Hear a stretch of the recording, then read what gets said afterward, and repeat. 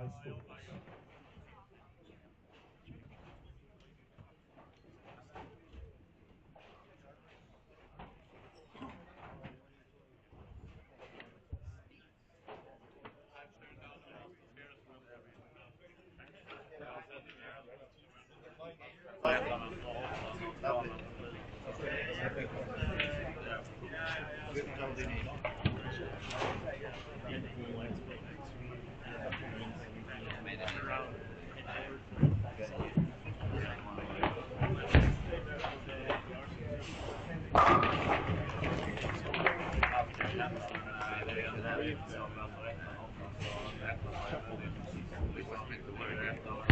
Det är folk som människor typ fan i vet. Nej, bäst av tre sen.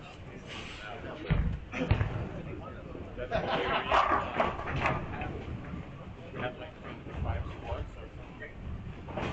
Different patterns each one. They will never know what they're doing. They get the practice.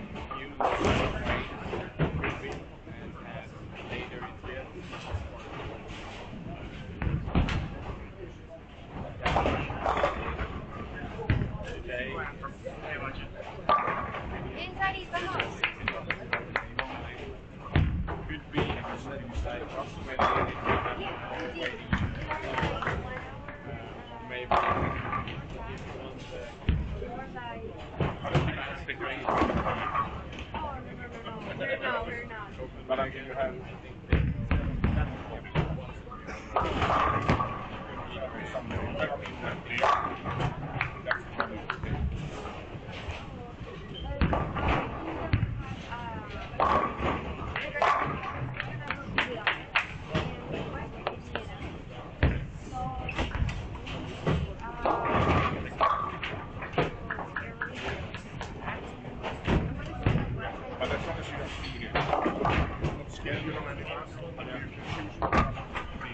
the later is getting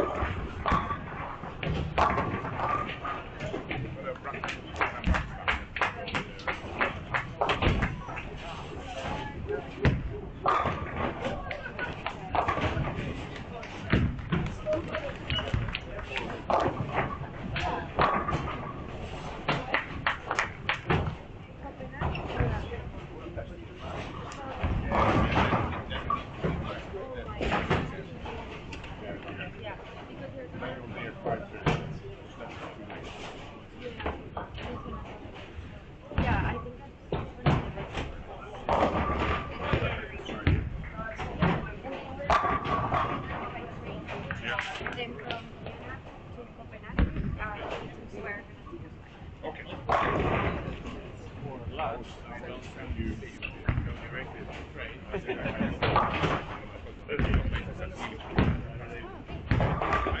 and my wife, we go down my back once every year. Just for a long weekend and get the kids just hang out. It's a perfect city for like 3-4 days. Okay. Wow. Okay, thank you.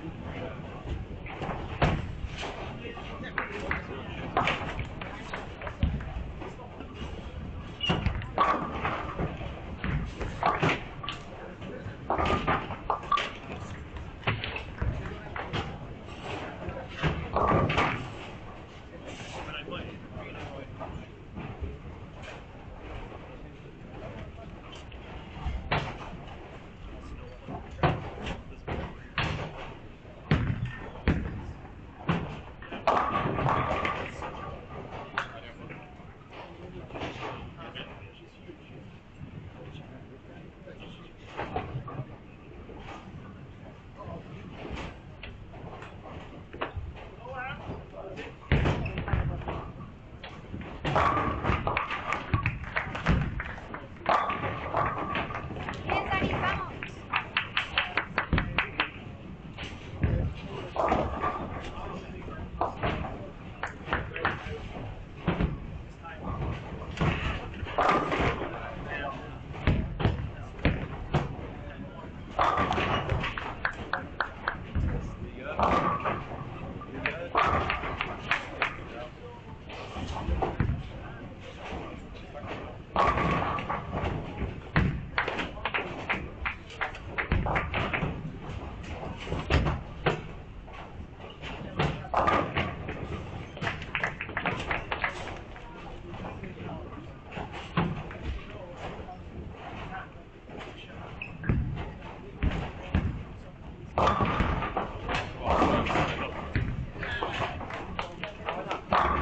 Bien, bien, vamos.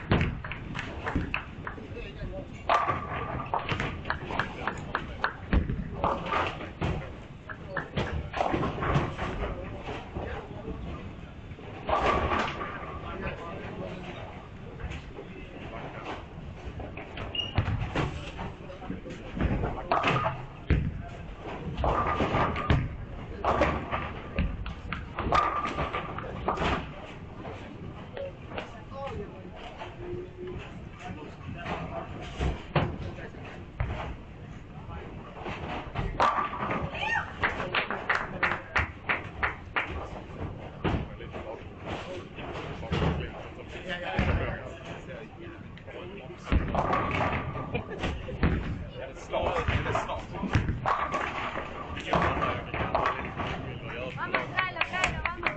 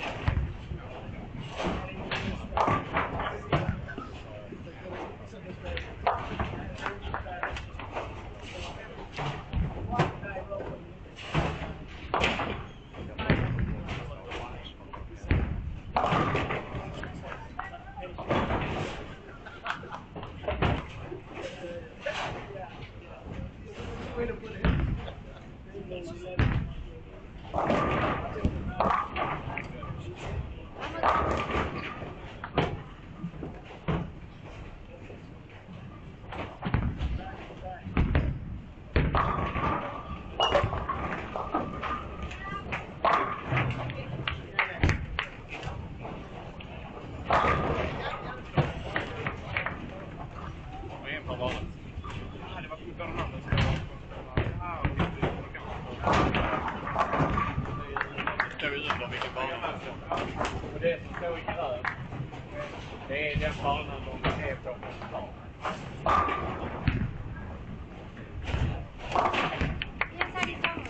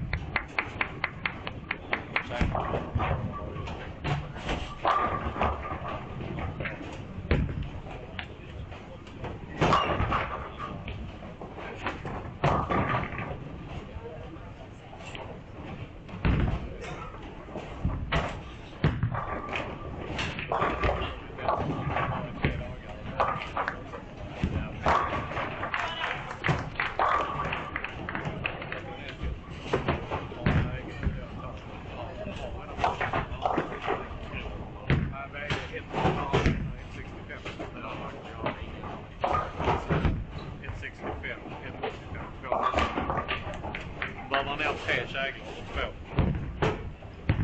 Ja, okej.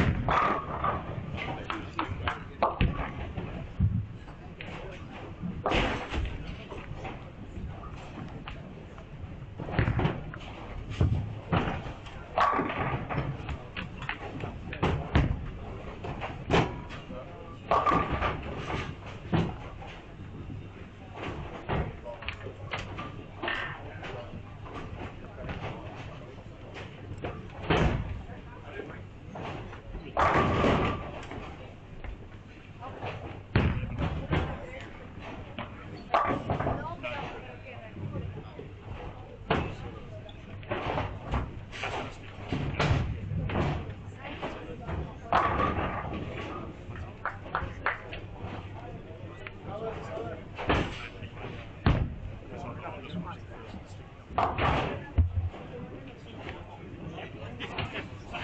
have a pen? You can go to the bar. Right.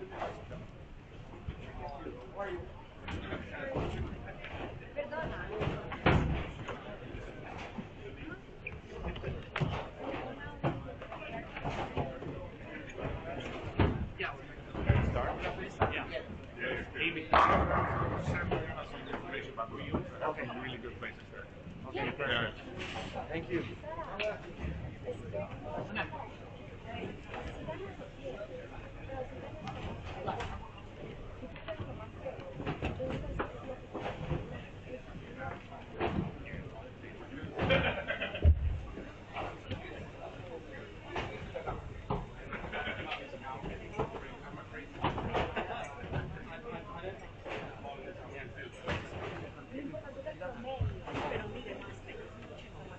Eso, huevón, lo importante es ganar.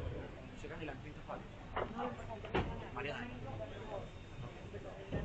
Ya las 30 faltas. O sea, seguro no 90, y 30 o 20. No, si tú ganas, no. Adelantó. Se gana todo. Se gana todo, le dan 200 por abajo de las plata.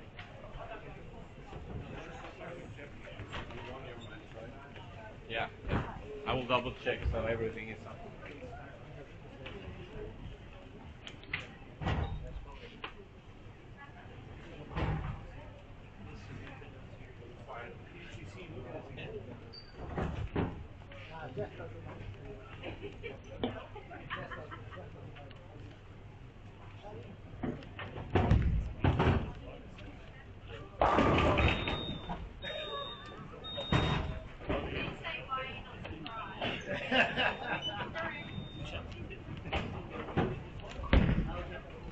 Sí, algo así. Peor.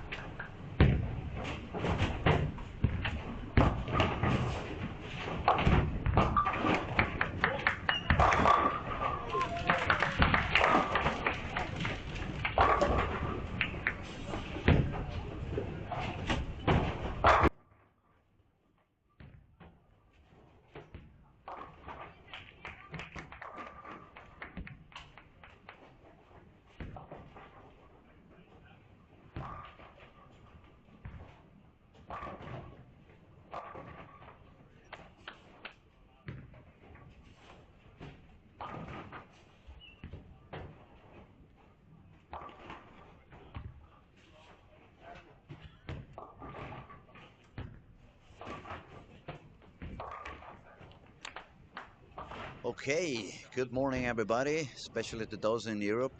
Good evening to those in Asia, and probably good night's sleep for those in the American zone.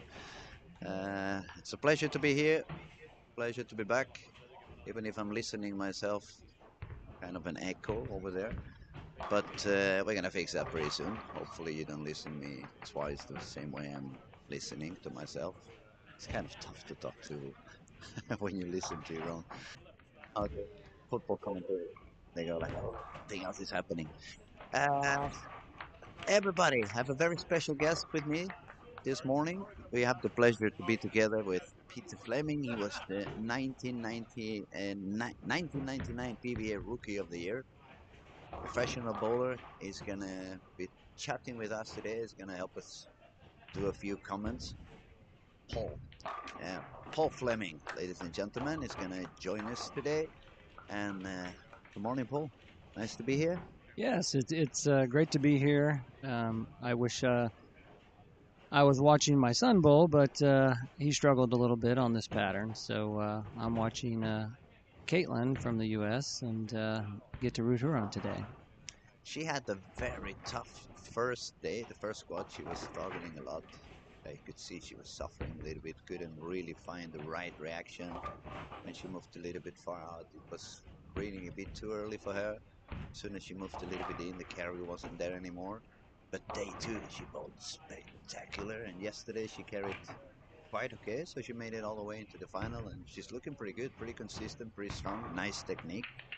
Yeah, she's a very consistent bowler. Just watching the ladies and the guys, they kind of attack the lanes a little bit different, and they are very challenging. So the condition is hit the pocket and pick up your spares. That is one of the things that we could notice actually on the boys division. There was a lot more urethane going on than in the girls division. When you look at the ladies, some of them are using urethane, sticking far out to the outside part of the lane, but I'd say probably 50% of them are actually using reactive balls. Yeah, on the that you are correct on that. The guys tend to use the urethane, especially the purple hammer. I noticed that ball goes down the lane quite It's a bit lot here. of those going around, definitely. Okay, so what do you expect for today? You think it's going to be a little bit more of pressure going on since it's match play? They're facing each other. They have a 30 pins bonus if they win the match. I believe it's 15 if they have a draw, and they get absolutely nothing when they lose. I think that's going to be also part of the mental game today. It's going to make them perhaps overthink a little bit of some shots. I think so. You know, there's 15 games, and there's a lot of games. And in the first block, everybody should be relaxed. The second block is when everybody's probably going to press a little bit more, but it looks like some of the players are already pressing out of the gate. That's what it felt to me as well. I saw a few more shots, you know, when you start missing a little bit, kind of what I call check the room inside. I see a few shots that they're not swinging out the ball as they used to do the first couple of days. And I think that's because of that little extra pressure that you want to win the game. It's hard for you to put your, we could say, your proper mental game in place. So you start thinking, okay, this is going to be very long. It's not only today, it's today and tomorrow. It's a lot of games to go, so it really doesn't matter if game one or game two doesn't really go as we wished. So, but still, I mean, they are human. Oh, yeah. The feelings come in play, and pressure gets in play. Your brain can become very tricky, and it becomes tough to overcome these kind of situations. Yeah, the biggest thing is whether you're scoring high and you're nice and loose with your swing. The biggest thing most people don't realize is when the condition's hard, you have to have the same relaxed approach to the game. It's easier said than done. It isn't is a lot easier said than done. So everybody always goes, you know, there's so much more pressure for a 300. That's Well, one of the things that I think I realized as I started being more coach than a bowler. Life is it's a lot easier as a coach than it is as a bowler. yeah. We can kind of dictate, hey, this is what you should do, and it's really harder to get your mindset in that mindset. Okay, and we are already on game 3. Had already a couple of games. It's in Norway, shooting 234 to 26. So she made a couple of high games. Australia started also with a very high game. Just had a little bit of miscarry at the very end, but she started with the front 7, unless I'm wrong. for 250 something, and then she made 200. She won both games. So now we have Norway on first position. Australia is currently second. Mexico, she made it on the very last moment. She was the 16th player going in, and actually it happened on the last couple of frames. And now she's up there on top 3. So that's kind of part of the fun of the format as well. You really needed to just make it into that top 16, and after that, fight yourself all the way up. Oh, correct. You know, it's kind of, as a bowler, you know, it's kind of disappointing for the top players that all the pins drop, but in the same aspect for the bottom half, it's refreshing that, okay, I don't have to make up all these pins, and if I figure them out and perform, I can be up there as well. It's kind of giving them a new opportunity to Absolutely. shine. Yeah, actually, for example, we can see now Germany, she was top 3, and she has been top 4 during the 3 days of competition we had so far. And this morning she didn't start with not that much of lag. She had a couple of shots with bad carry, and just 1 or 2 single pins missing, and then it became a little bit mental. You could see on her body language that she was struggling a little bit. So we could probably see some of the pressure, as we said, affecting a little bit on her mental game. Now she's working on a double and few spares, so she seems to be waking up, probably we could call it that way. But we see a lot of strikes going on. We see Jenny is already Norway. She's got a double 9 spare and another 5 in a row. Yes. We see Jessica from England. She's got 4 in a row. And let me see. Some more strikes for Stella, also from Finland. She started with a front 4. We've got Costa Rica. She seems to be bowling on her own league as well. She's got an amazing technique, doesn't she? She throws the ball extremely well. It's a lot of talent out there, guys. It's I mean, this new generation, they really know what to do with the balls, and they really know how to give some spin to the ball, give some reps to the ball. And well, it's a little bit also a matter of repetition and accuracy, of course, but they seem to be very comfortable with their coaches. Seems to be a good chemistry between all of them. Yes. So we have, it's going to be a pretty interesting final. We can expect a lot of high scoring again today. I think so. You know, I think the players started to settle down game 3. If you look across the board, there's not a whole lot of opens, and I think they're finally getting settled in. Paul, you had the chance to actually test the pattern because you were part of the PBA bowlers and top Swedish bowlers exhibition with some of the kids that we had on Wednesday evening over here, and you had the chance to actually bowl the pattern that they are bowling on now. How did that feel for you? Well, I can see why some of the players struggled as they did. If you did not play them correctly, they were very hard. What was the easiest part of the lane, or what was the place where you felt it was going to be a little bit, where you could find a little bit of extra room, we could say? It was more toward the outside part of the lane. For the guys, it seemed like if you got the ball to 2, 3, 4 and got it to tip up a little bit, you had a little bit more miss room out there. But the angles were really important. Your launch angle had to be more to the right. Otherwise, the pattern's pretty flat, and it's not very forgiving. So it's actually probably a little bit easier if you miss outside than missing inside in this case. Correct. I would have liked that pattern. I really love the ball outside, so it'd be fun for me. Yeah, it's one of those that seemed like if you missed inside, your ball didn't hook. Hmm? And then if you missed inside too much, your ball hooked too much. So that was really challenge. So you couldn't really expect the ball to hold that well when you miss to the left, in this case as a right-hander. Correct. And that's kind of the misconception. A lot of times you have hold when you miss left. Well, it really wasn't playable hold. If your launch angles were to the right, you created hold. But if they weren't to the right, it wiggled.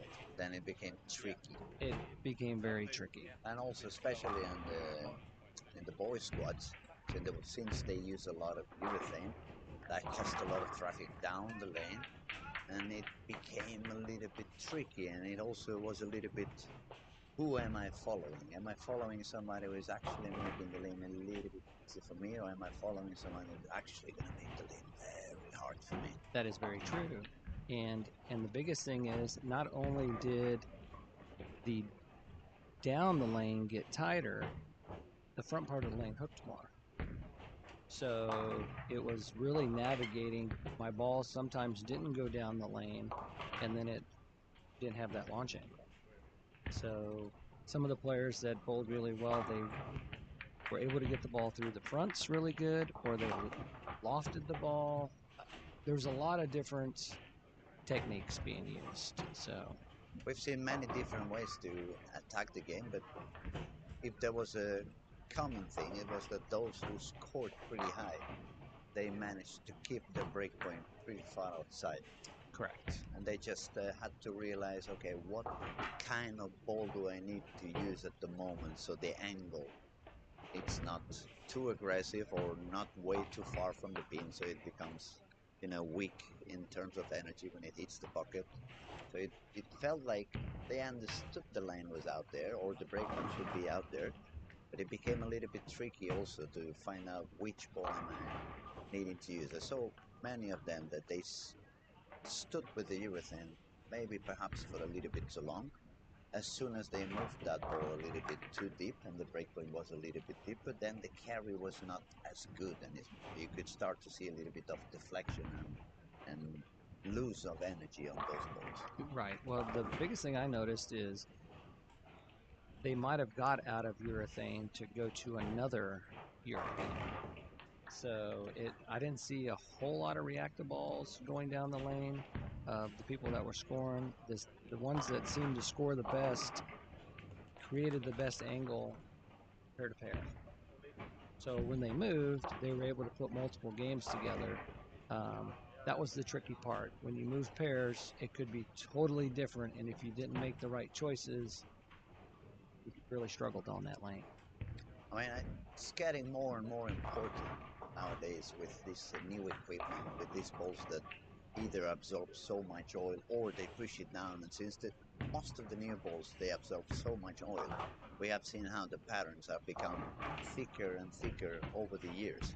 So that means when the guys use these kind of balls like the Purple Hammer with such low differential, that they have no flare, obviously the same part of the surface of the ball is going to be in touch with the lane. So what's going to happen is going to push the oil down, it's going to make the lane longer, and then the backhand reaction becomes weaker and a little bit more unstable. So if you don't really stay awake and try to really read what's happening with your ball, you may end up having either overreaction, low reaction, over under, and then it's when it becomes very tricky, very messy, and it can trigger a few wrong buttons on your brain and make you start doubting about what you're doing. Yes. And when we're bowling this kind of competitions, I mean, you don't want to give up any frames, so you don't want to do any big crazy changes unless you really know exactly what you're doing. Oh, that is very true. And what's been coming more and more is the surface. A lot of people, especially with the urethanes, they use a lot more surface to get their ball to hook. And they get it to slow down the right way, and then a lot of times on reactives the same way. So it gives it a smoother reaction to control, so you can control the pocket.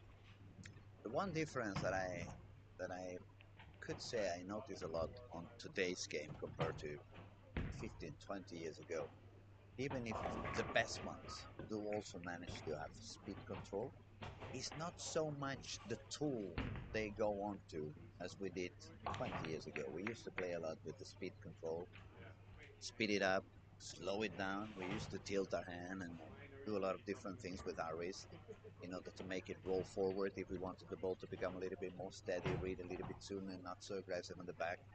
We turn and turn the hand and start spinning it when we also wanted the ball to keep a little bit extra energy, a little bit extra backhand reaction.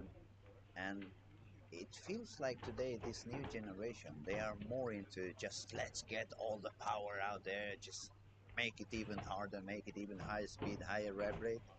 but they are not that much into that era as we were on slower shots, spin the ball a little bit. It's not that many that they actually do those kind of things. No, you're absolutely correct.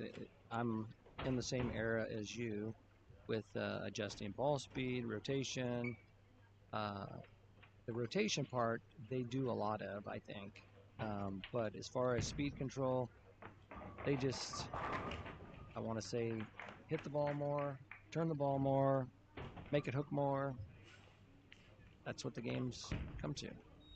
I mean, in a way, with all those purple hammers in play, especially Europe and South Europe, you see so many events where actually the racks are all full of that purple hammer. Yes. So it has becoming, it's kind of a pandemic in a way, because everyone's doing the same thing. Everyone's trying to hit the same line and the same type of shot. And what's happening is that we see many events where the first 3 games are like higher scoring, and then as the squad goes on, it becomes tricky.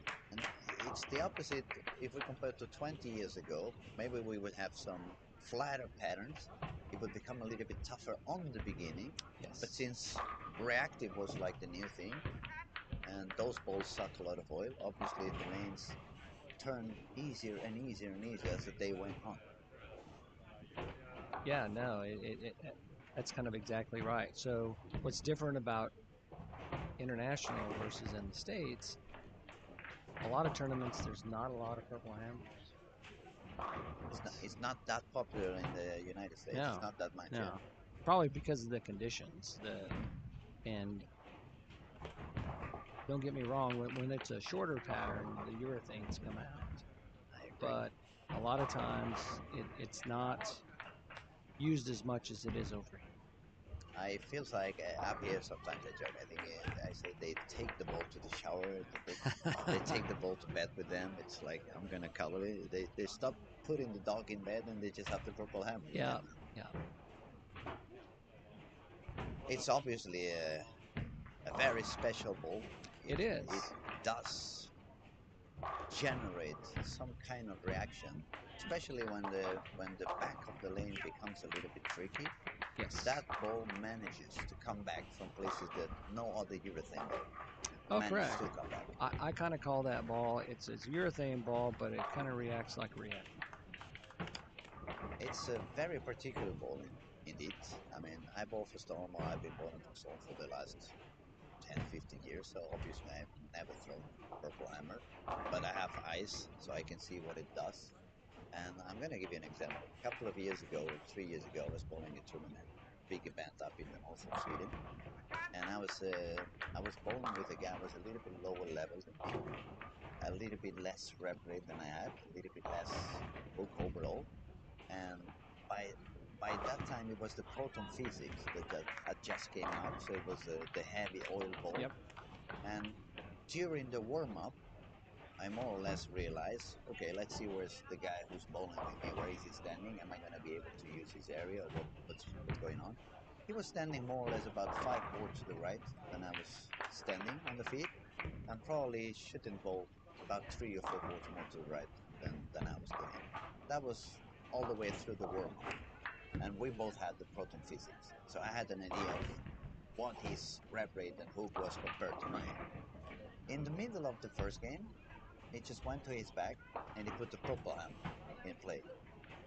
And I still today don't understand how that happened. But that guy suddenly was 10 boards to the left than I was, using a purple hammer. And for me it was like, what is happening with that ball? How can that ball hold a lot more than my heavy oil reactive? That was kind of, okay, something new. I mean, that guy had maybe 250, 300 reps, 100 reps, more or less than I did. And he would hook the lane, and I was like, man, he can hook that ball. Yeah, that is definitely a special ball. So. That makes me understand why these kids that bowl 2 hands and they have such a high speed shot. That ball's going to read no matter what. That ball's going to come back no matter what. And what I'm afraid of is what's going to happen if one day they suddenly decide, okay, enough of the purple hammer. We just discovered that for whatever the reason, after a few months, it becomes a little bit softer than it should be, or I'm not saying that that's the case, but let's say that became the case or something similar to that, and they decide, okay, now this ball is out of play. What's going to happen with all those thousands of bowlers that only use that ball? Right. Well, I think, I don't know if the rules are the same over here. They did away with weight holds. They do the same over here. Extra holes? The extra holes. You're But not- they're forbidden now. Yes. So international is the same way. Mm. So, but they had a year, 18 months that you had to do that. So like in 2020, you have until the end of 2021 to make that. I think if it happens, it's maybe going to be along that same way. It's probably going to be all urethane. If they eliminate it, okay, by 2028, you're not able to throw urethane in. So start making your, and people will hang on to it until they can't. Yeah, for us last on the very last day of the very last shot on the house league or whatever it is. Yeah. Yeah. Okay, shall we see a little bit what's going on? We have right now Norway is in the top with 3 games won, 3 out of 3. So she's got 90 pins of bonus. Plus she's shot 234, 226, 258. So with the bonus, that puts her up with 808, 3 games, 239.3 average. She's currently leading the event. We have Denmark back on top. She seems to feel herself very comfortable on the lane. She has been up there all week she's long. had a very good reaction. Keeps the ball in play really well. She's very consistent. Yes. She has a very nice technique. Yep. Smooth. She doesn't overdo anything. Love the balance. She's also quite tall, long arm. So Very you can tall. see she makes things look so simple, and Yep. it looks pretty good, pretty strong. Then on the 3rd position we have Australia. She seems to feel very comfortable today. Very good reaction. She's using reactive, standing outside. I believe she's making a shot now on lane 14. There we go, around 7 board, maybe swinging out to the 5. This one didn't hook as much, but she seems to feel a lot more comfortable than she was the first couple of days. Then we have, let's see, Mexico, still number 4 at the moment. She's also, Ivana, she's also bowling pretty much that area around the 6-7 board, parallel shot, not swinging it much outside, but she feels comfortable in there as well. Then we've got England. She's been using the purple hammer all the time. She grips it a little bit more. Not that much speed as we could find on Australia or Mexico, just a little bit smoother. But she's using the purple hammer, standing outside as well. I didn't say about Norway, but Norway has also been using the purple hammer far to the right. She's probably the one bowling further outside. And then we have Colombia. She bowls for Storm, so she's the one that for sure is not using any purple hammer at all. Yeah. She's been bowling reactive all week. She had a couple of struggling moments, probably due to all that urethane traffic. Since she's not having any purple hammer with her, she's gonna have to fight it, but she's managing to do quite okay. 7th position, we have already United States. She started with a little bit low game, but then she seemed to feel back on track. 216 to 12 on game 2 and game 3. She got the bonus on both of those games. And then on 8th position at the moment, we have the local. We have Maya from Sweden. The top 8, it's on 205 average, 645 with the bonus, so that's 215 with the bonus. And right after that, we got Singapore, Finland, Croatia, Malaysia, Thailand, Germany. No, sorry, that was Costa Rica. Costa Rica, excuse me. 12 is Malaysia, 13 is Thailand, 14th is Germany, Croatia is 15th, and Ireland is at 16th place at the moment. We can see a little bit of pressure going on, but slowly getting better as we see more strikes on the scoring than we have seen in the first couple of games. Well, you see Costa Rica, Lena has a strike spare and looks like 6 bet. 5 in a row. 5 in a row on lane 5 and 6. She seems to be finding the spot. I saw her using the reactive a little bit sooner than she did the first couple of days. Okay. She switched to the reactive a little bit sooner. Not sure if the lanes feel a little bit different today, since it's a little bit less bowlers also. Only one player per game.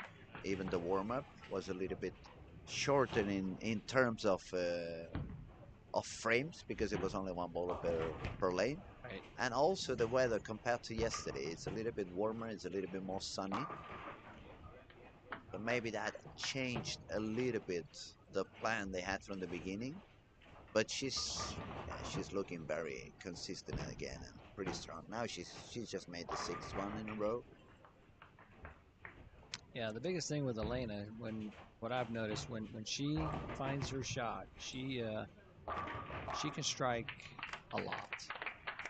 She shot a 300 yesterday. I believe it might have been on 5 and 6. Yeah, I think it was. It was a funny thing about that 300 game, actually. I spoke to her coach this morning, and he explained to me that she really didn't care about the 300 game. Actually, when she got after she got the 10th strike, she asked the coach, "Should I try something now?" So, and he said, "But you're going for 300." And she said, "I don't care. I don't really care for the attention. Maybe it's better if we just try something for the next game." Right. I mean, that tells you a lot about not only her talent, but her mental understanding of the game, that it's not so important that I get the 300 now, as it's important that I remain on the right spot, that I know what I should be doing, needing to do right after. Correct. Now, did you hear what she did? She ended up, I don't think she moved in the 11th, but she moved in the 12th. She ended up moving on the 12th shot and and then she struck. So from the spectator's view, it looked like she didn't do anything different, but from what I heard, the coaches say, "Well, we saw you." She moved a little bit just to make sure, see that it was going to be the right move right Correct. after. So she was willing to give up a 300 game on a World Cup, which is something you can explain for the rest of your life. Absolutely. And she was willing to give that up in order to make sure she's on the right spot for what's coming right after. Correct. Even knowing that she's going to be starting from 0 today. Correct. So yeah, I think she is I haven't talked to her, but she looks like a very confident young lady. She's very confident, but I also must say she's very humble. I had the opportunity to do 3 interviews with her already during the week, and she's super humble. She measures every word she's going to say. She wants to make sure she doesn't say anything that she shouldn't say. And that tells a lot also of her brain and the way the brain is working for her. Well, isn't she won last year? I have no idea. What I can tell you is that she's striking over and over again. She's already having 8 in a row, I think. Yeah, she's going to pole vault. She's got 7 in a row. She's going for the 280 game if she strikes out. Plus 30 pins bonus. Plus 30. She's going to make even more than she did yesterday. She's going to She's going to take 310 this time. Yep.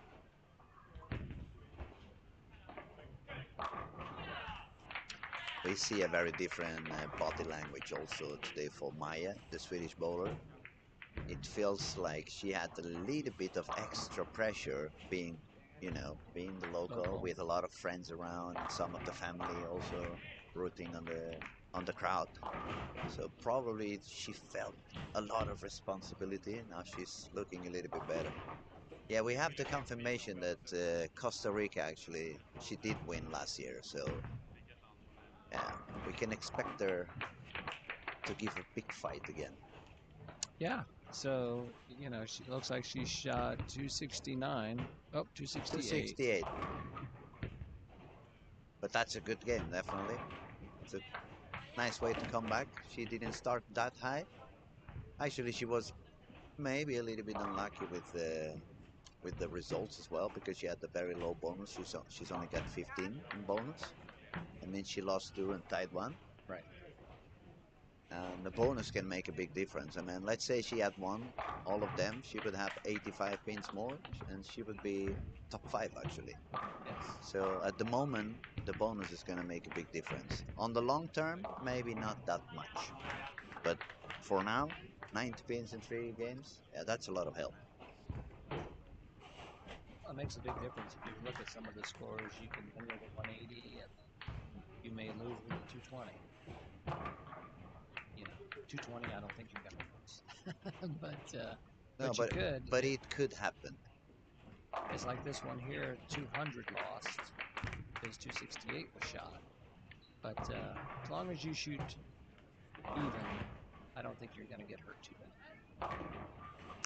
We have a very tight match on 11 and 12 between Germany and Ireland. It's pretty tight over there. Okay, Ireland can shoot 220. She's on the way for a 220 if she makes one more. So that's going to force Germany to do another strike in order to be able to beat and to win that game.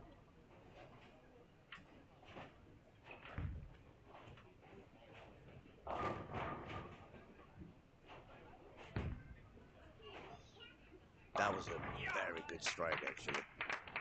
When you have to strike it through something like that, yes, that's going to pump up her confidence back to the top again.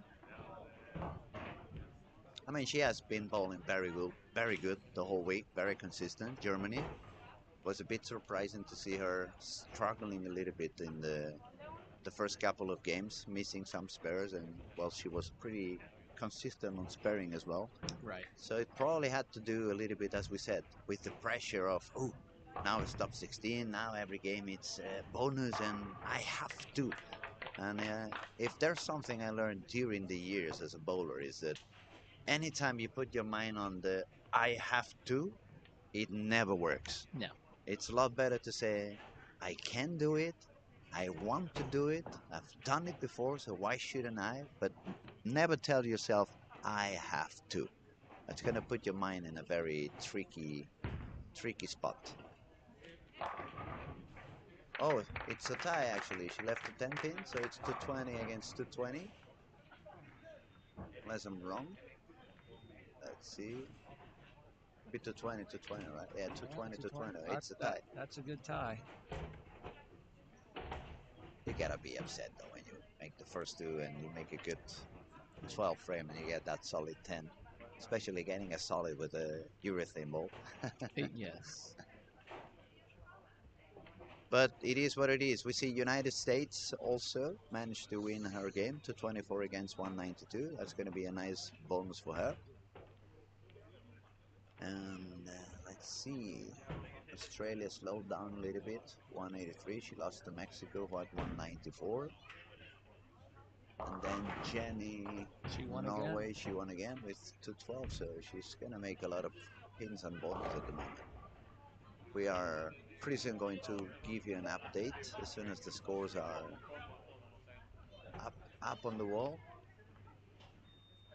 They're up. Everything is up there already. Okay, so number 1 now with bonus is Norway, 1,050 for 4 games. As we said, those bonuses are. She's gonna be very happy about it, very pleased. Denmark sitting comfy on the 2nd place with 946. She also has 120 on bonus. She's won four of the games. Then we have Mexico. She also won the 4 games, so she is on 916. Then we have Australia with 2 wins, 2 losses. That's 60 pins, 901. And then Costa Rica. She made it all the way up to 5th place after this last game of 268 plus the bonus. United States also 6th place. Then we got England and Singapore is currently on the 8th place. It's pretty tight also. From the 6th place till the 10th place, it's only 20 pins. So, but it's a very long day to go. Yes. Plus tomorrow. So you guys need to stay awake, keep on watching. If you have any questions, I mean, we have a PBA bowler over here. We can ask him whatever you guys want. If you have some questions about technique or mental game, bowling balls, whatever you guys want to ask, just feel free to pop up your questions.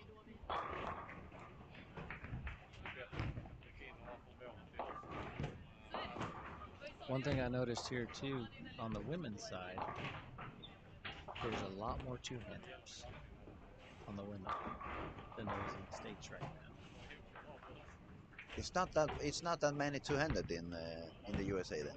Not for the females. Not for the female. There's becoming some, but not yet as many. Not like what I've seen here, and these may be the top females from all the countries, and that makes it a little bit different.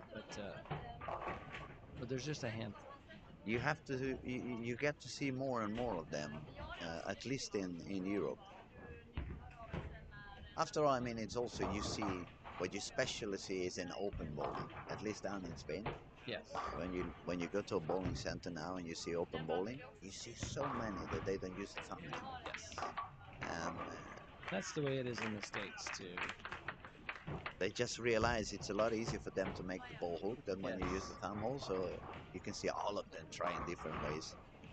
Many of them, they don't even use the two hands. They just simply stick to one hand, but without the thumb. Without the thumb. And I can say, you know, it's a lot more fun when the ball hooks. Yeah. I mean, if we could find a way to get out there on the golf course and do something with the club that all of a sudden we get extra 50 yards and stuff like that, we would probably try all the tricks ourselves.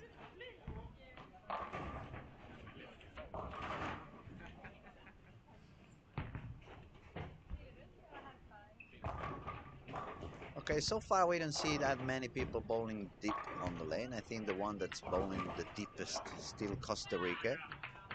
She's somewhere around 13 on the arrows, but obviously she's sending the ball out, as we were talking, out to the friction. So she has a very consistent and strong ball motion at the back of the lane.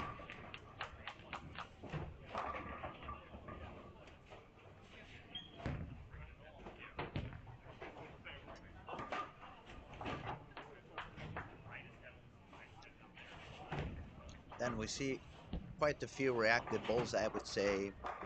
Mexico, United States, Thailand, and Australia. The fourth of them are making a very similar line around the 8th board, swinging it a little bit out, but not as much as Costa Rica. And then most of the things you see is the purple hammer, pretty far outside. Probably the one that's further out, it's still Norway, shooting around the 4th board, maybe taking it out to board 2, 3, sometimes even 1.5 on the break point. Finland is also staying pretty far outside. And Maya, I'm not sure she's using the purple hammer today. Let's see. I don't think, no, that reaction was definitely not the purple hammer. That was a reactive ball. Not sure which one, because on the screen it's not easy to see. And the older you get, the less you see. But that reaction didn't look like a urethane, right? On which one? Maya, the Swedish girl. She's bowling on lane 12, right? No, 9 and 10. She actually left 3, 6, 10, 3, 6, 9, 10, 4, 7. And that usually is not something you leave with a reactive unless you have a lot of reps.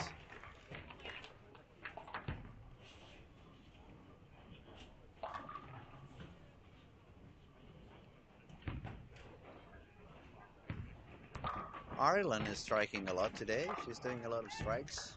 We could definitely see from yesterday that Irish team benefit a lot on the arrival of PBA bowler Chris Sloan. Oh, yes. As soon as he got there, he started doing some coaching and giving them some tips. It had worked for them. They both made it all the way up to the top 16. And we can see some striking from Ireland already. She had a couple of low games in between, but she's looking better. She shot 220 on the previous game. Now she's working on a 4 in a row. Well, that's the nice thing about this condition, too. The scores aren't overly high. So if you do get lined up and shoot some good games, you can make up a lot of ground real quickly. So, which is always nice. Yeah, it was Costa Rica on lane 7. That went even a little bit too far outside, made the ball overhook. Yep. Not a lot of the girls have that reaction where if you miss too far right, it overhooks. For Costa Rica, She's got that grip on the hand. yeah. I mean, I love the very speed approach she's got on the legs. She's got a lot of speed on the legs. That energy is going to transfer to the ball Yep. without her having to use too much power of the arm, which is going to allow her to have a more free swing. That is always a good help for you to become a little bit more consistent and hit your target more often. But not only that, by getting to the foul line that quickly, we could see if we could see it from the side and stop it, that would show us a very good timing. No way she's early at all. She's got all the body already there before the ball reaches the foul line. And that also is going to give her that extra balance and extra comfort whenever she wants to grip the ball. Yeah, she uses her legs as well as anybody in the field. It's one of the things that we see on, I mean, since we are talking for all of you viewers out there, it's one of the small issues we can see in amateur bowlers that you usually, especially when you're not feeling secure about what you're doing, you guys start to walk a little bit slower just to make sure to know you're doing what you want to do. But what's actually happening is that the ball and the swing, they're not going to wait for you. Yep. Gravity and inertia, they're going to stay the same. So the swing becomes faster than your feet. And then you end up reaching the foul line too much at the same time with your feet and the ball. And then you don't have any balance. And that's when you have to put that extra step after you release the ball, because otherwise you're falling. So it's kind of a small tip we're giving you out there. Never be afraid to speed up the legs. After all, if you think about any other sport, soccer, they reach the feet there, and then the other feet comes and kicks the ball. You think about the tennis player, the feet goes there, and then the racket arrives. So if we translate that to bowling, we want the guys and the girls to look that way. So you get to the foul line, and then the ball is going to arrive. That's going to help you a lot, guys, if you have some timing issues or you feel you're missing a little bit of consistency. That's one of the first things you guys want to take a look on your own games.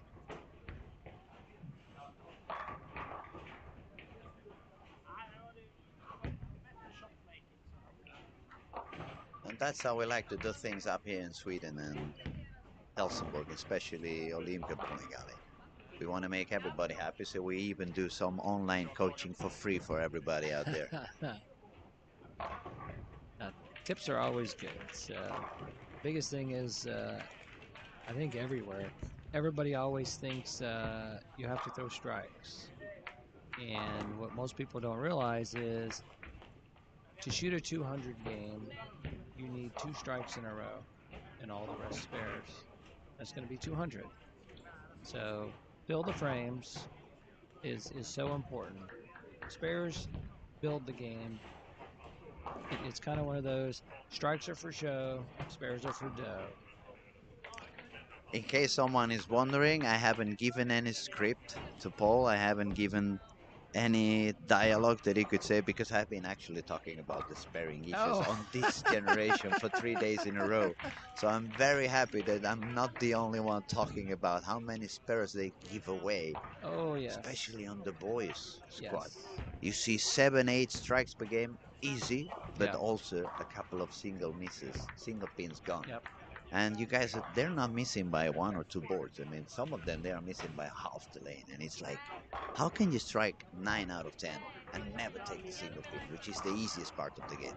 It is. Most people don't realize you have approximately, I want to say 13 to 15 boards to hit a single pin. And I'm not talking about 15 boards at the arrow, it's through the whole 60 feet. Down there on the pins. So it's one of those, that's why you see most professionals get upset when they miss a single pin because they missed it. And most of the time, speaking from my own experience, it's because I got in my own way. So I am, I want to say, an expert at getting in my own way and talking myself out of spares. And that's part of the mental aspect. And a lot of it is, I call it, you kind of get in the funk that once it's in your head, it stays there and it's tough to eliminate it. Oh yeah, oh yeah, oh yeah. That's one of the things I realized as soon as I started coaching, even if I started very young, because down there in Spain is not such a high level. So since I was sucking all the information I could from Fred Borg, Joseph Wiener, Yep. Sid Allen, Thomas Leanderson, Tim Mag, anyone I could grab information from. So I got a lot of knowledge for what it was down there in Spain. So I started coaching people when I was 14, 15 years old. And the first thing I realized, of course, when you are that young, you are fearless. You actually never have any fear. Oh, you're going to face Team Mac. Even better. That's the games I'm going to play high, actually. Right. But the thing that was very surprising for me, sparring was always like fun for me. Yeah. And especially I remember being 7, 8, 9 years old. Down there, everybody was so scared of the 10 pin. They felt the 10 pin was so far down there, and for me as a kid it was like, oh, that's the difficult one, let me try. So I get very good at sparring on the 10 pin. And then when I started to become kind of a coach, and the bowlers expressed that fear, they more or less felt like the 10 pin was getting further away, and as soon as they miss it once, it was even further away, and they could see it so small. And for me it was like, but this is the easiest pin of them all. You just move yourself far away, and that's also one of the tricks that you probably guys, if you have some problems with the with the 10 pin, it's a lot of people sparing the 10 pin around the 15 board, and unless you really release it with a very weak wrist and no reps at all, the ball may hook a little bit. So my suggestion is, beyond making a weaker wrist so the ball has less reps and trying to go forward so the ball doesn't spin at the back of the lane, I would also suggest you guys take that spare as far left as you can. Let's say instead of using 15 in the arrows, you go all the way up to 23, 24. That's going to open up the angle so much that the ball doesn't have any need to hang around the gutter. You can go directly to the pin, staying far away from the gutter. So if you're one of those guys that have some problems with the 10 pin, you may try this kind of things. Well, and the biggest thing is, I'm sure it's the same over here. The more left you go, there's more oil in the middle part of the lane, so it makes the ball scoot more toward the 10 pin. So the biggest thing is on spares, if you're shooting a 10 pin and you're missing it to the right, you have too much angle. So you either move your target left or your feet right, and then if you're missing it left, well, you don't have enough angle, so you either move your target right or your feet left. So that goes the same on the 7 pin side. So it's all about angles. So I always say bowling's geometry. You know, I was not very good at geometry, but I'm very good at figuring out angles. And that is the other thing that actually has changed in bowling for the past 25 years. We had the tendency, at least in here, we have the tendency to think of the balls, which one hooks most, which one hooks less. But back then, to bowl to 20, to 25, you made the top in any event, Yes. more or less. Nowadays, you need 250, even more sometimes. So the carry is super important. You no longer just look for the easiest part of the lane. You also are looking for which ball is going to give me the best carry. Absolutely. And to get the right carry, you need to understand the angles and how the ball is working on the pin. So you no longer need to just read the lanes, but in a way you also need to read how the pins are falling. So you can understand, am I having enough angle? Am I becoming too weak? Am I becoming too strong? So it's no more about this. Some of you probably had this situation before. You went back home after your night league and your wife asked you, how did that go? Oh, I was so unlucky today. I hit the pocket so many times, but I left so many single pins. It's not about luck. you were on the wrong angle, Correct. and all the way around. How did that go tonight? Oh, I stroke a lot. I made 240 average, but honestly, I have no idea how that happened because I was not really making that many good shots. I was not hitting my target that good. But anytime my ball was in the pocket, I got a strike. So it's not that that ball is magic or the other ball on the other day was not good enough. Right. It's a matter of angles. Absolutely. The biggest thing I try to coach is pay attention to how the ball goes through the pins. Everybody's under the impression when you leave a 10 pin, well, my ball hit too high. I said, no, it's actually the opposite. Your ball didn't come in, hit the head pin hard enough, high enough, hit more of the 3 pin, which hits the inside of the 6 pin, which wraps around the 10 pin. Said, Absolutely. when you try to get lined up, if you have trouble with 10 pins, try to 4 pin. If you 4 pin, you hit too much of the head pin, and then you make the adjustment, and then you have more of the correct angle getting the ball to go through the pins. The other thing is pay attention to where the ball hits the 8 or the 9. So ideally, an ideal strike is splitting the 8-9 every time. If you split the 8-9, I believe it's pretty close to 100% strike percentage. So as you can see, guys, we're trying to give you as many tools as we can so you can go out there and test them on your own when you're bowling on the league, when you're practicing, whatever you guys are doing. And it's for the benefit of the whole world. I mean, after all, these kind of events like we are having now, we're hosting here in Sweden, it's for the promoting of the sport. We Absolutely. want the new generations to feel comfortable. We want them to have a memory for the rest of their lives. And also for those of you who are crazy enough about bowling to be watching early in the morning or even late at night, depending on which zone area you are now. I mean, we know you love the game, and we also love the game. So we Yes. really like to, you know, share as much as we can with you guys so we can help you develop your own game as well and have fun with it. We have one commentator ask, who's commentating? Oh, well, this is Luis Montfort from Barcelona, Storm staff player, and we also have the pleasure to have Paul Fleming, 1999 PBA Rookie of the Year. Unbelievable good bowler, super beautiful style, and Also a Storm staffer and from Fort Worth, Texas. but you see how polite we are. We are both bowling for Storm, and we say nothing wrong about the Purple Hammer. Yeah, it's a unique bowling ball, and you know, But since we talk about urethane for a moment, let me tell you, I was so happy when the IQ 78 came out. That ball ignited my brain in a way that no ball has done for maybe 15 years. Because I took a big break. I bowled a lot until I was 23. Then in 2004, 2005, I said, I'm bored. I'm going to stop. I was going to take 1 year off. It ended up being 10 years off. I was completely away of the game. I had my nightlife work, worked as a DJ, had my radio shows, and yeah, it was very tough. For 1 year, I was doing both things at the same time, becoming a DJ bowling. So it was play all night long, go directly to the bowling alley without sleeping, take a lot of Red Bull so you could be awake, bowl the competition.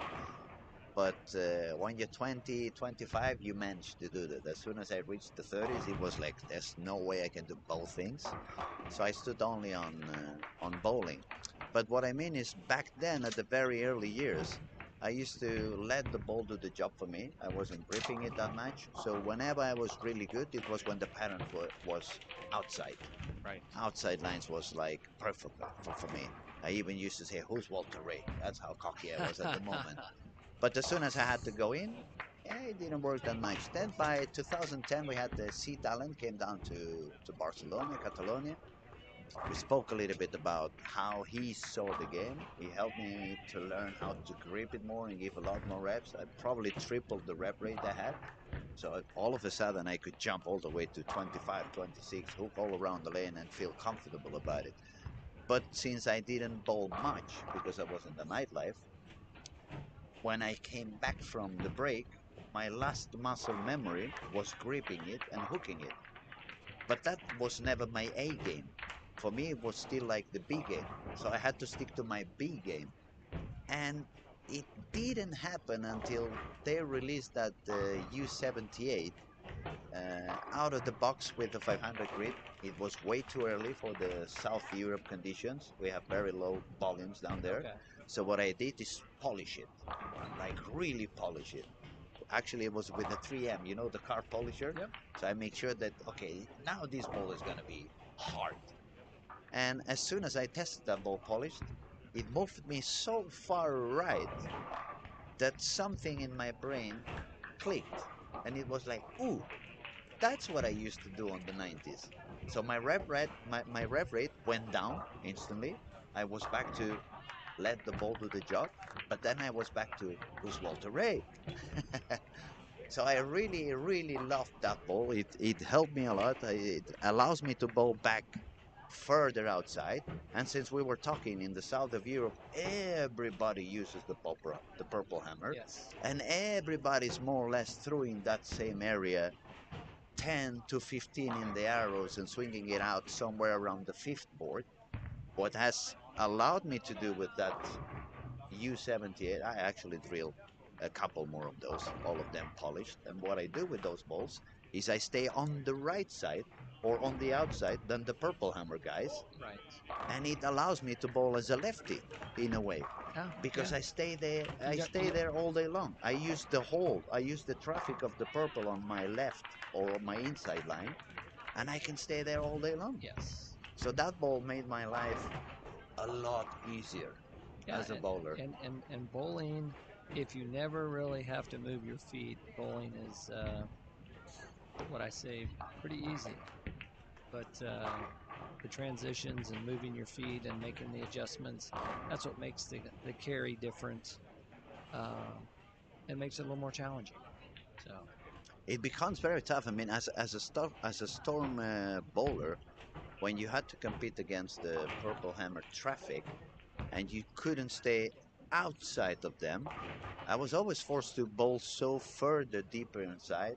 The lane is always a little flatter over there, and there's not that many bowlers with high reps in the south of Europe, so the lane doesn't really open up that much, and it becomes very tough because you're in the part of the lane that the pattern is not that simple, and you cannot really miss to the right because then your back end it's going to be suffering all the traffic of the purple hammer. right.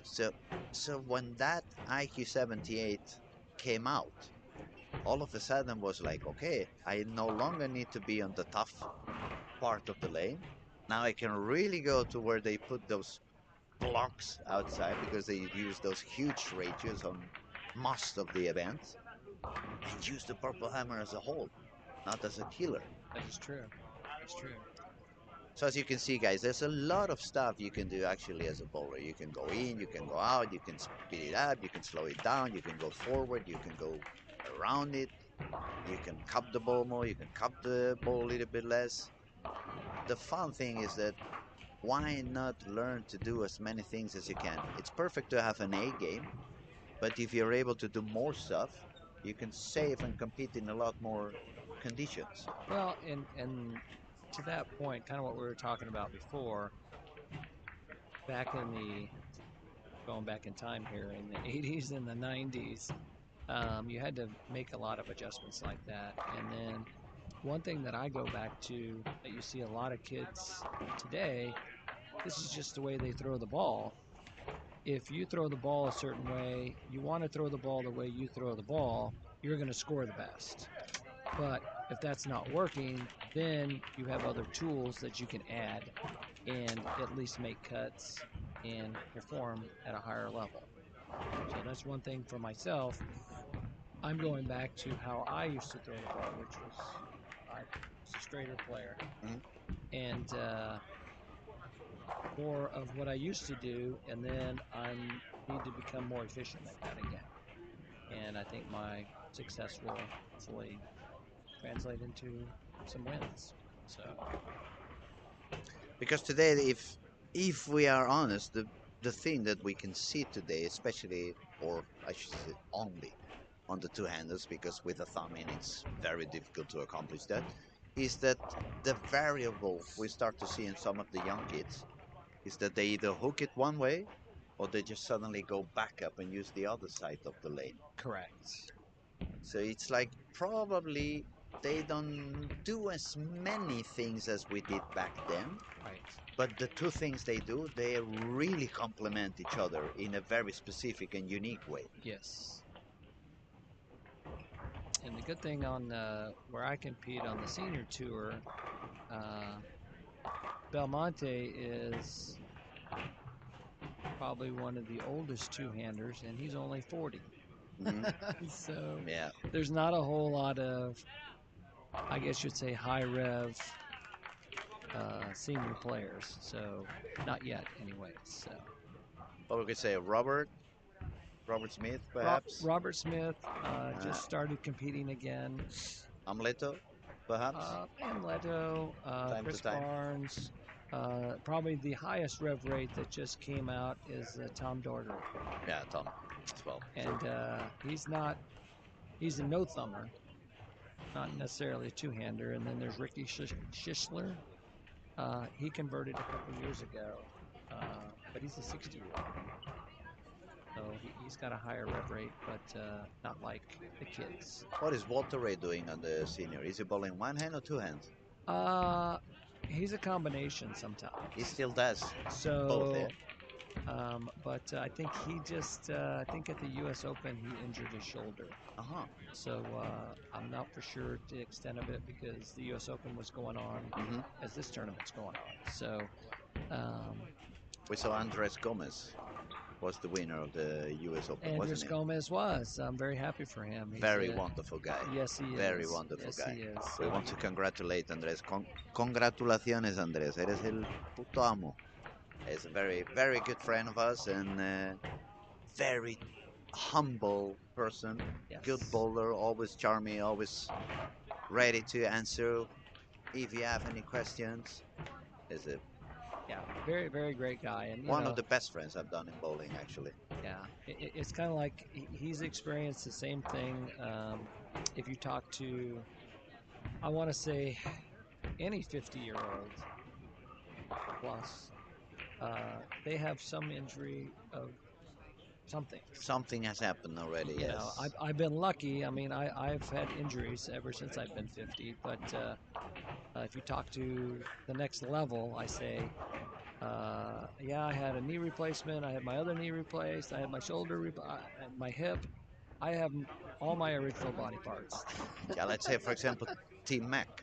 Yes, Timmy. I mean, Timmy was one of the most amazing bowlers we could see on the 90s and early 2000s. Yes.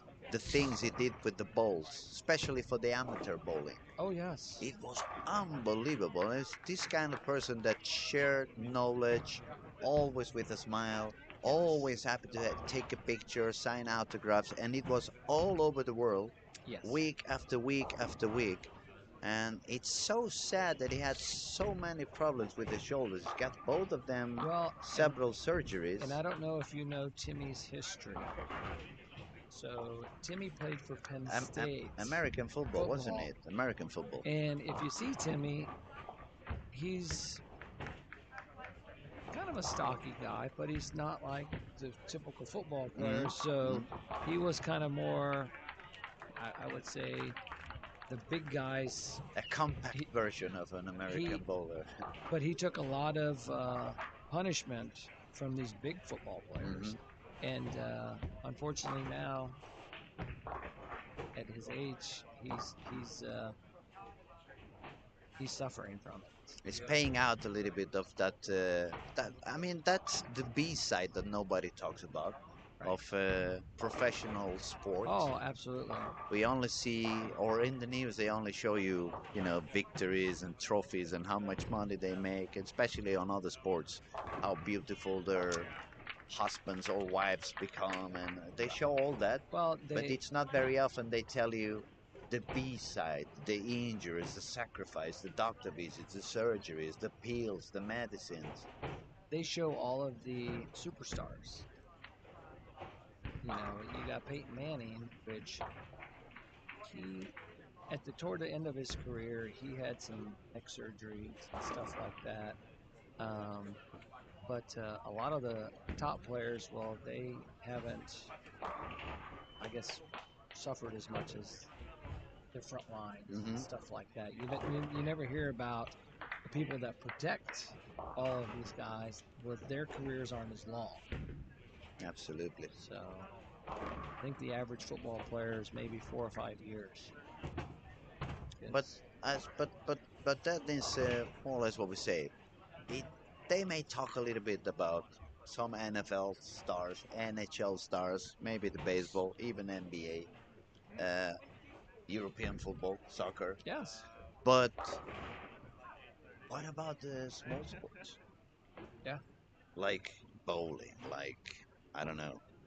With, of course, Formula One drivers or the motorbikes, Yep. because they have such spectacular crashes. Oh. Then they make the news. Oh, he broke his bone, and he broke this, and he broke that, and he's riding the bike again the week after, which is quite insane if you ask me. But it's the same thing for sports like bowling. It requires a lot of hours of practice. It's a sport in which you do such a repetition after repetition, but you're using one leg on one side of the body Yes. and one arm on the other side of the body. So it works, the body is working very unbalanced in a way, Yes. and that's going to cause problems for sure. Down the road. And yeah, exactly. And it's part of the things that not many people talk about, and especially now that we probably have some audience that's going to be younger due to the event we are talking about, or we should be commenting about. We're talking a lot about it, but preparation, physical preparation. I mean, it's crucial that you guys start taking care of your body as soon Absolutely. as you can.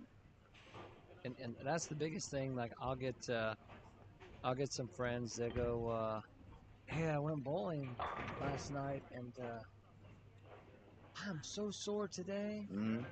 And I'm like, yeah. And they only bowled 3 games. Exactly, when you guys go for 50 games plus in 1 week. Oh, yeah. Most people don't understand the physical toll bowling takes and the shape you need to be in. I mean, when I competed on the national tour, I was more of what you call a gym rat. I mean, I was in the gym all the time, just working on my fitness and nutrition, and that's the biggest thing in life in general. Um, take care of your body. You know, the saying is, you are what you eat, and it's so true. You know, if you eat well, you're going to feel better. If you do exercise and some type of fitness, you're going to feel better. And it's good for the mental aspect as well. That's a few things that are getting better in the whole aspects of life. They are learning more and more about what type of food does good for the body, what type of food you want to stay away from it because it becomes poison in the long term. Right. So this part, it's becoming a little bit of better information. It gives you a better idea on what you want to be having on your diet when you are, let's say you are working a little bit harder on the gym. Let's say there's another time where you are a little bit slower, you're more on vacations, you give yourself a few weeks of rest. Maybe then you change your diet a little bit. But there are also things that you want to do no matter what, like stretching. Yep. I mean, to be flexible. That's one of the things that I never ever did before I was already 30, probably. And I was quite a healthy kid. I mean, I was not drinking, I was not smoking, I was not going out. I was so in love with bowling and basketball that I played basketball maybe 2 or 3 hours every day, and then I bowled for another 4 or 5 hours every day. Wow. So you do a lot of sport. I Right. was always skinny. I was never fat. Never had any issues with that. No cholesterol or whatever. But still today, I'm not there yet for the 50s. I'm not there yet for the seniors. But I have a lot of pain, and my low back is Yep. killing me day after day after day. And I've been doing gym work for the past probably 20 years. So what I'm meaning is that, especially if you're a bowler who has begun bowling even before you walk. Like you start making your first shots when you are 2 or 3 months old, and you push a ball somewhere even before you can walk. It's gonna become super important that you start taking care of your body. The sooner, the better, because time passes so fast for everybody, and everything you don't start doing today, you're gonna end up paying tomorrow. That is true, and you know, and bowling is such a, as you said, it's a one-sided sport. You know, you're using your left leg and your right arm, or right arm and or left leg and right leg and left arm. Yeah, you guys know what we're talking about. Yes. So it's so important to work the other side of your body. You know, one of the things that was always portrayed to me is if you bowl right-handed, practice left-handed. Doesn't have to be as many, but it's working the other side of the body to help balance it out. Compensate a little bit, otherwise Yes. you just create a lot of muscle on one side and no muscle at all on the other Yep. side, and then you become like an S. The column is going in every direction, and you don't want it.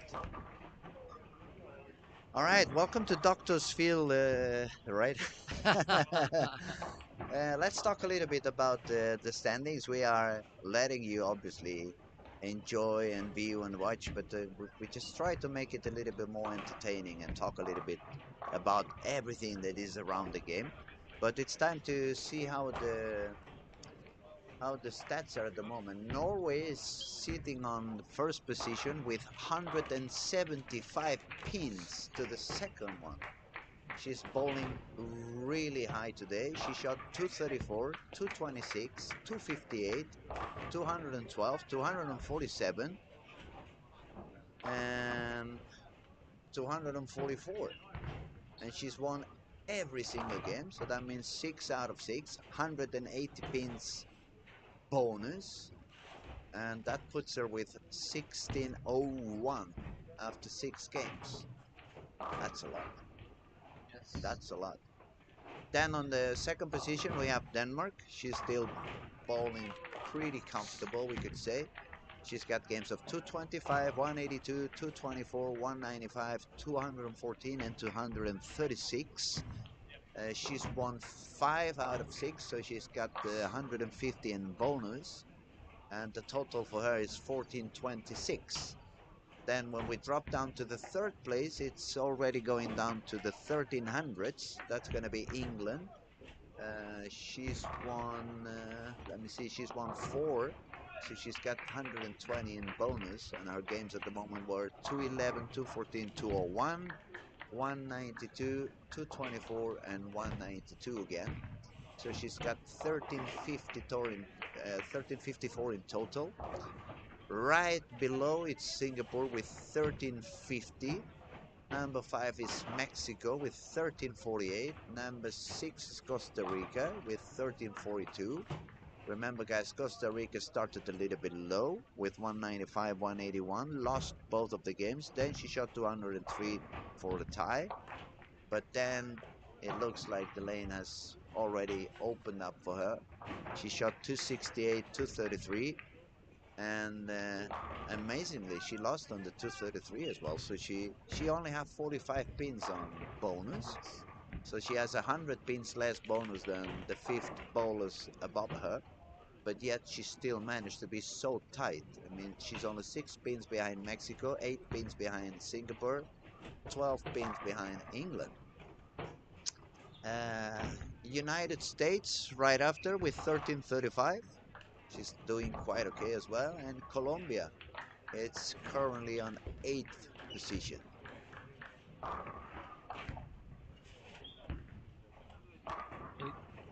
If you noticed, what I like about this, the top 8 are the top 8 averages. It is. So, because sometimes you can be in the top 8 and you won every match, but you don't have the highest average. So I personally, as a bowler, I really like that aspect of it. Yeah, definitely. As a bowler, you always feel like those who make better scoring should be the ones on the top.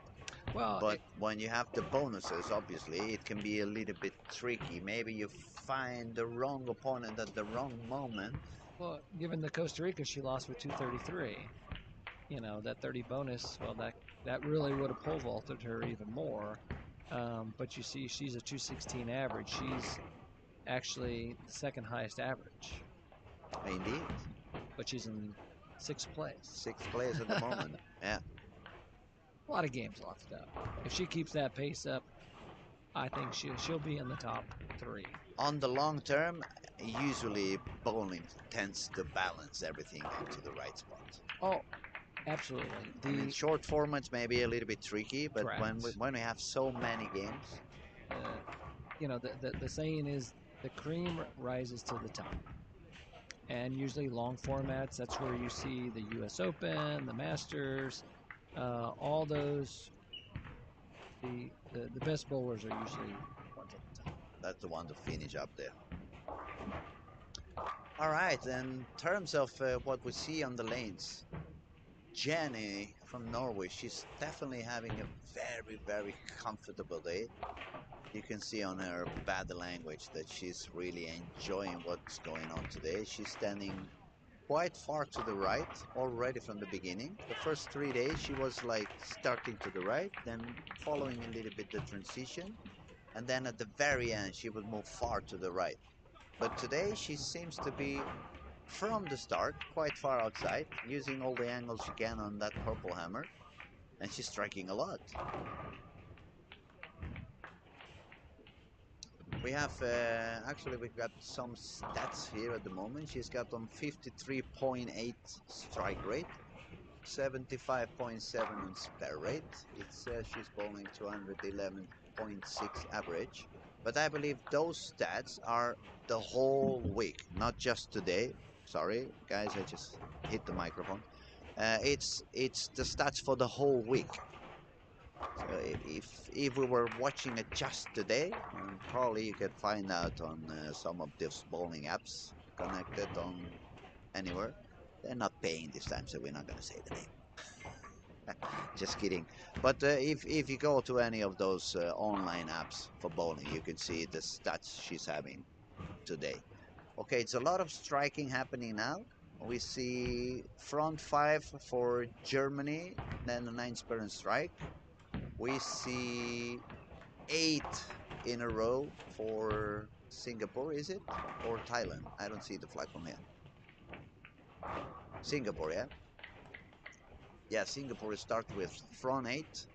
Then we have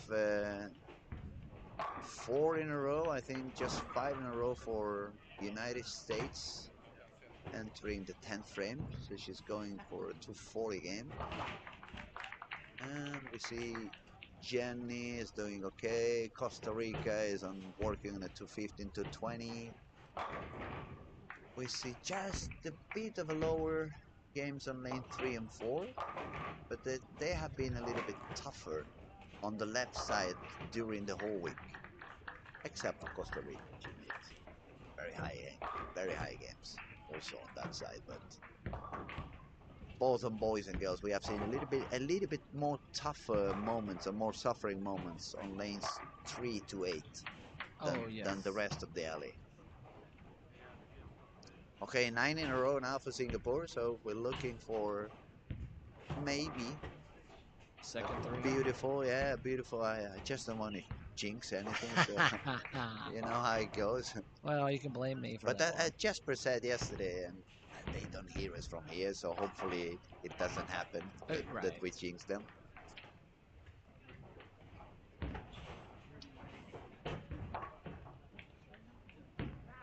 Yeah, you always hear the commentators in golf. Well, he hasn't bogeyed all round, and then that hole he bogeys. It comes even a double bogey all of a sudden. Okay, United States, Costa Rica. She's gonna manage to win at the very end. She just made a double on the 10th frame, Elena. So she made it. She's gonna work on a 240. So it's gonna be a 240 against 220. Yeah, high scoring is showing up again. The nerves are probably calmed down already. Everyone's focused. They are in full control of what they're doing with the balls. They are knowing exactly where they want to stand on the lane.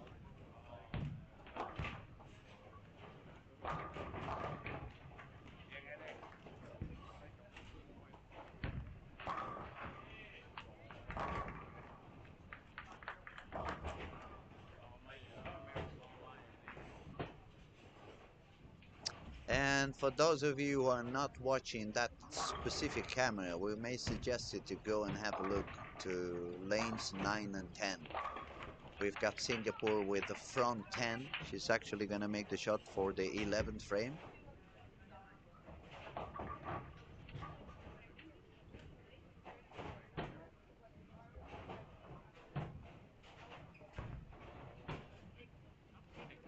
Oh, just a bit light in the pocket. She left the second pin, but it's still going to be a very high 289 game. It looks like Germany is going to make a pretty good move here also. She has 259 left, it looks like. Oh, she got a split. She had the big split. church. Just had the big church. She'll still get the win. She'll make up some ground. Yeah, this time she's going to be happy about those 30 pins. Yes. Just to compensate a little bit the split on the last frame.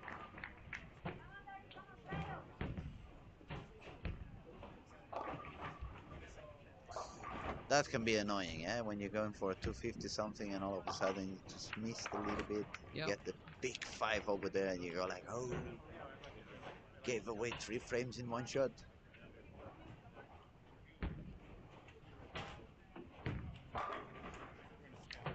And we have another very, very interesting game on lane 17-18. It looks like if they both strike out, they can tie on a 227. Yes. Ireland already has the 10th and the 11th. Australia's got the 10th. She's going for the 11th. Missed a little bit in, but you got it. Yeah, she got it. That was the hole that we were trying to find. That we said it wasn't there, but sometimes it is there. So this would be. They are completely tight at the moment, so it's more or less like a roll-off. Whoever shoots more on the 12th frame, she's gonna take the win, or it's gonna be a draw and they both take 15 pins.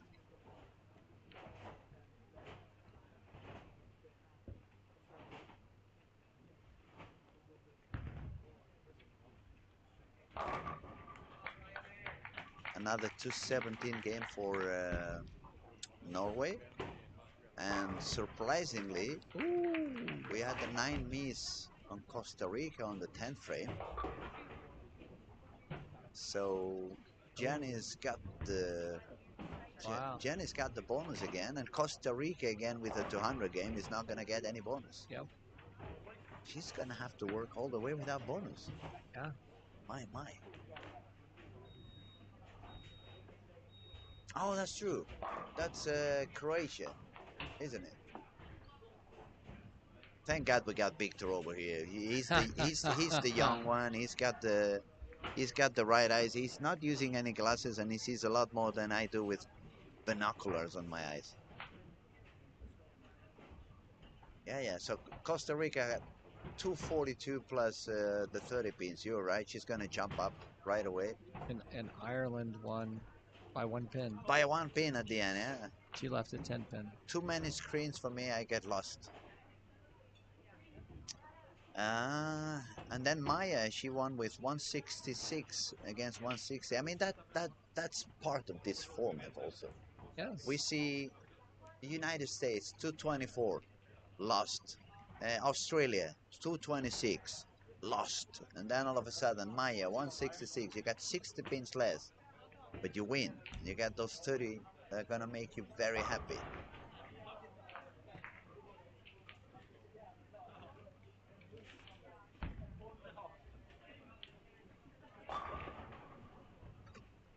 And Singapore obviously is going to make a big jump as well after a 289 game and 30 pins of bonus. And she was actually facing England, that was at that moment on the 3rd spot. So we have an update. Norway is still up there on the top with 1848. Then we have Singapore, which is she just jumped into the second place now. She's sitting out there with 1669. Then we got Denmark with 1638. Costa Rica again up there 1614. But see the bonus. Norway's got 210 pins in bonus. Costa Rica's got 75. So that's 140 pins in there already.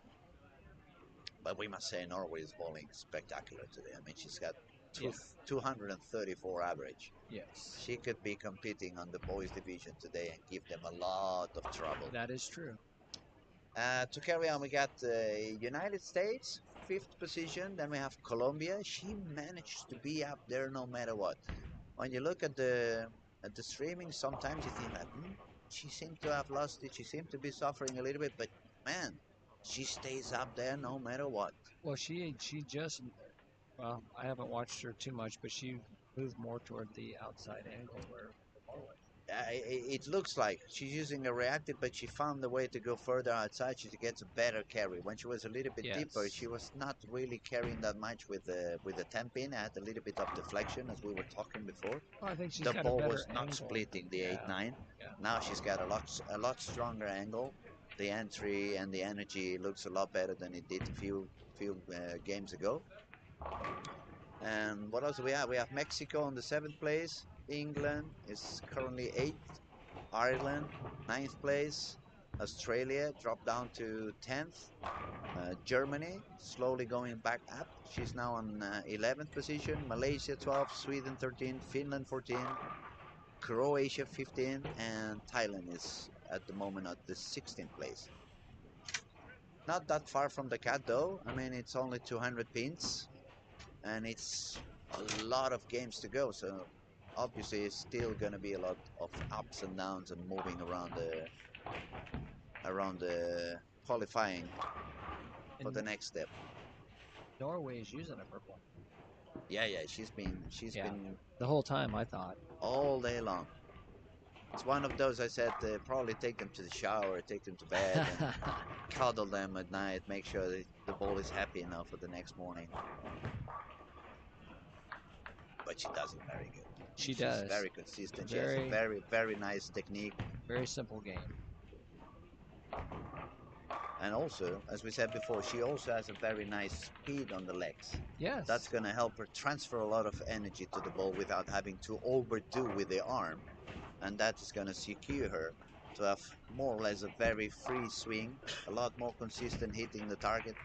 Well, and the nice thing, she's very tall also.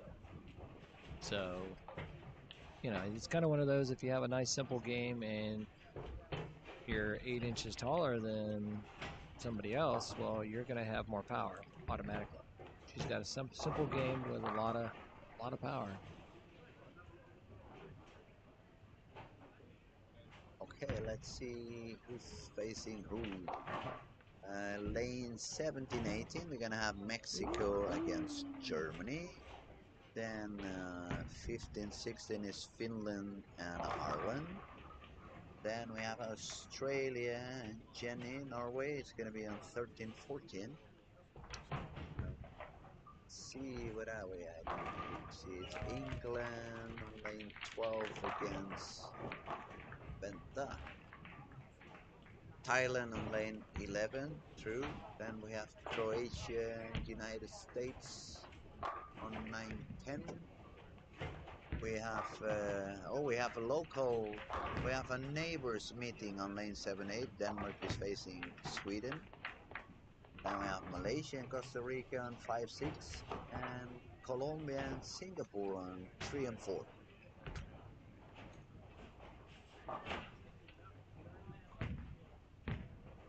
We're actually entering the last game, aren't we? 8th game round right now. They are really bowling fast, ladies and gentlemen. Unbelievable. Then they complain about the girls being slow. There's no way. The boys are a lot slower than they are.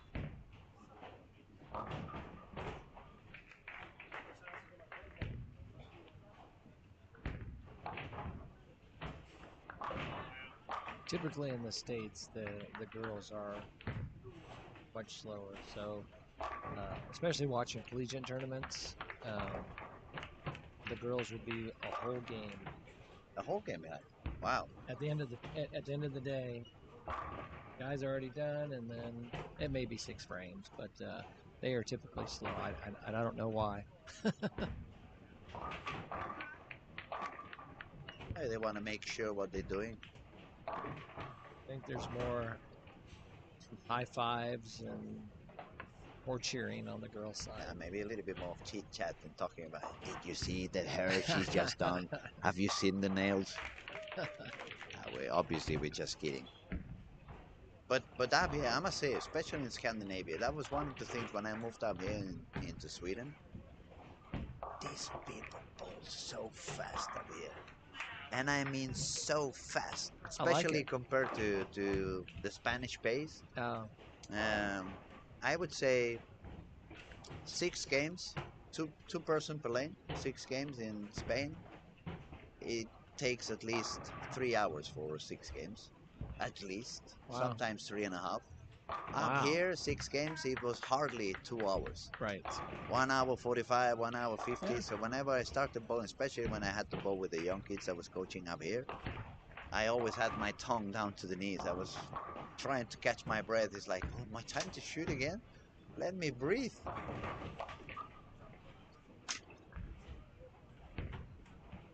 It's not that I think a lot when I'm on the approach. I mean, I grab the ball and I go. But they bowl so fast. My God.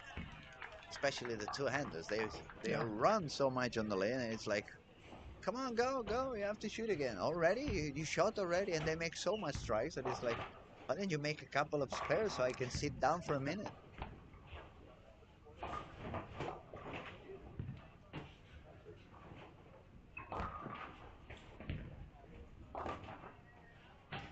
All right, let's see what we got there. 3 and 4, Singapore's got a couple of open frames. Strike spare for Colombia. That's the match on lane 3 and 4. Then when we go all the way to 5-6, Malaysia started with a double 9 strike. Costa Rica is 9 spare strike, 9 spare. So it's still very tight out there. Malaysia just made a double. She's gonna force Elena to work out a little bit stronger in the rest of the game. Denmark and Sweden. So far, Denmark is in an open frame up to the 5th frame, and Maya's got a double spare double. She's actually making a shot now to try to make the turkey. She's also pretty far outside. That looked pretty good. Solid strike. Then we go to 9-10. Oh, we have United States with the front 5. Looking strong.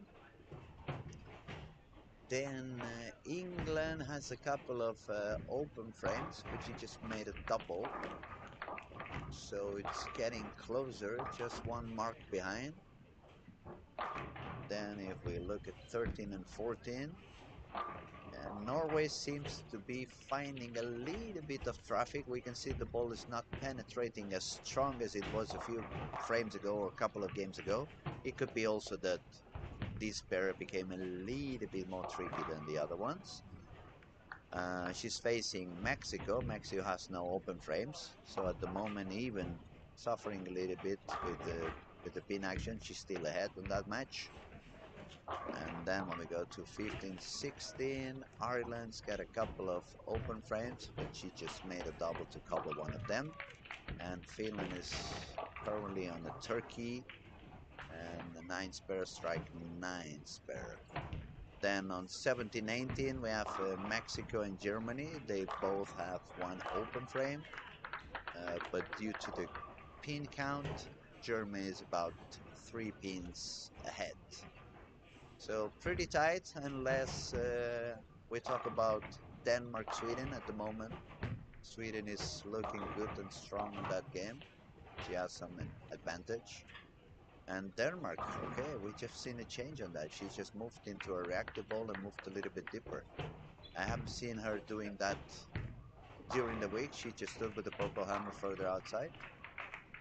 So maybe it has felt a little bit different, which for a lefty, I think she's the only lefty I at believe you're this right. stage. Yep. So it would be interesting to ask her later on if she remains on top 3 to find out if something felt different today. But this game's going to be tough for her because Sweden is already with a double and a 5-bagger.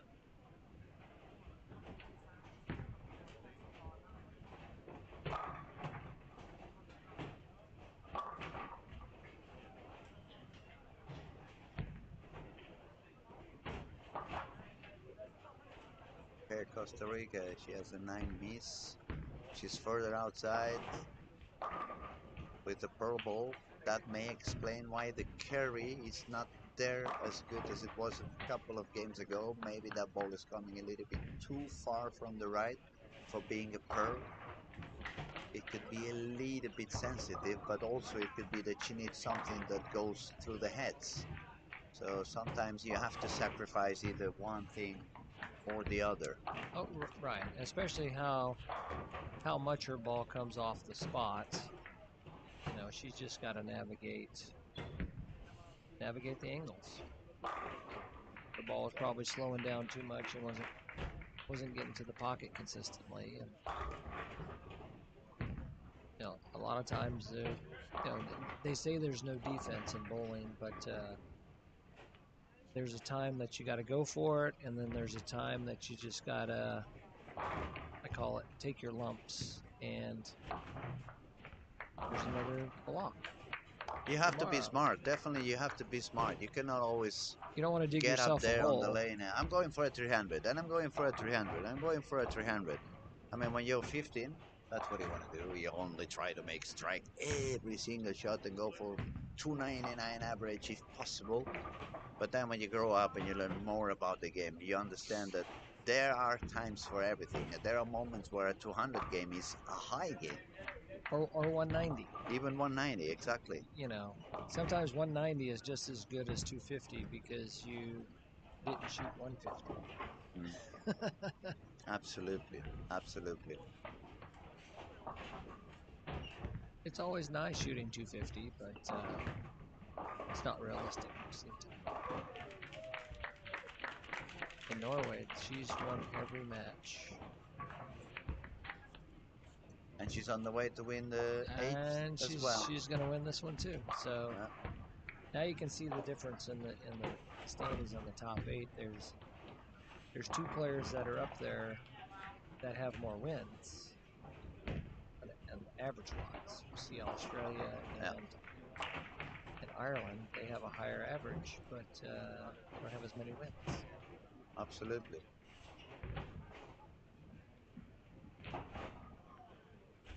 But you see where their consistency comes in. You know, 150s, that's tough. Yeah, on the other hand, for example, we could say Mexico, she's on 196 average at the moment, but she has already 150 in bonus. Correct. Yep. And she really had one game of 165. That's the one that lost, absolutely. 179 on the last, she didn't make it as well, but she was pretty consistent. 190, 190, 190. And when there's a lot of pressure going on and stuff, we just said it like 5 minutes ago, sometimes 190 is a good game. Even the 186, she started and she won. So sometimes 180 is just as good as 220.